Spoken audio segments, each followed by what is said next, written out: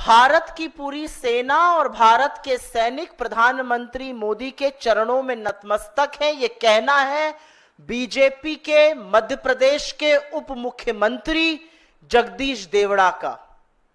और उसके बाद तो आपने सुना ही, जो बीजेपी के दूसरे शिरोमणि हैं, मध्य प्रदेश के ही मंत्री विजय शाह, उनकी घिनौनी बात कर्नल सोफिया कुरैशी को सुनकर पूरा देश आज भी स्तब्ध है।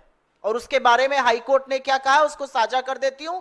लेकिन सेना और सैनिक किसी के चरणों में नतमस्तक है, यह बात हिंदुस्तान का कोई व्यक्ति कही ही नहीं सकता है।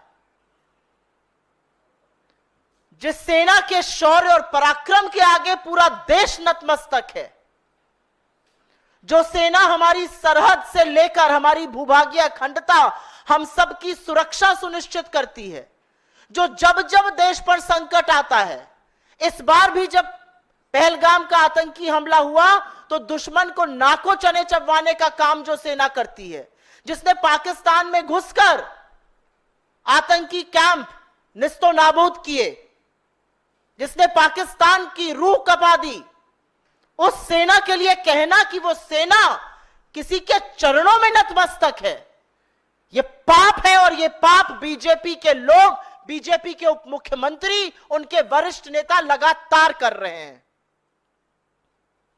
हमारी सेना ने हर बार दुश्मन को धूल चटाने का काम किया है और इस बार भी इतनी आक्रामक कार्रवाई की कि पाकिस्तान के पैर कांप गए, उनकी रूह कांप गई।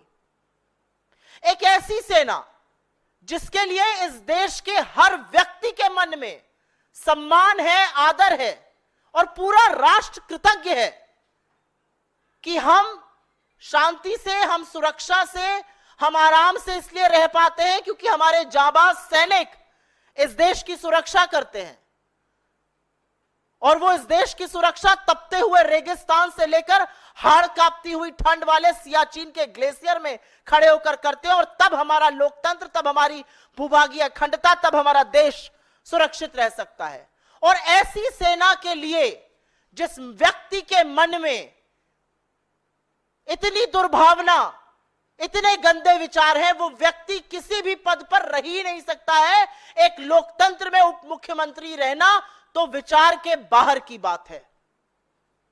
और इस बार माफी मांगने से, इस बार खेद व्यक्त करने से काम नहीं चलेगा। इस बार ऐसे व्यक्ति को बर्खास्त करना पड़ेगा। इस बार बीजेपी मूक दर्शक नहीं बनी रहेगी। इस बार प्रधानमंत्री छुपे नहीं रहेंगे। और अगर आप ऐसे व्यक्ति को बर्खास्त नहीं करते हैं, अगर जगदीश देवड़ा की अभी कुछ घंटों में बर्खास्तगी नहीं होती है, तो यह माना जाएगा कि सेना को अपने चरणों में नतमस्तक करने की बात नरेंद्र मोदी कह रहे हैं, उनकी मौन स्वीकृति है, उनका संरक्षण है, वरना यह बात कहने की हिमाकत और हिम्मत कोई कर ही नहीं सकता है।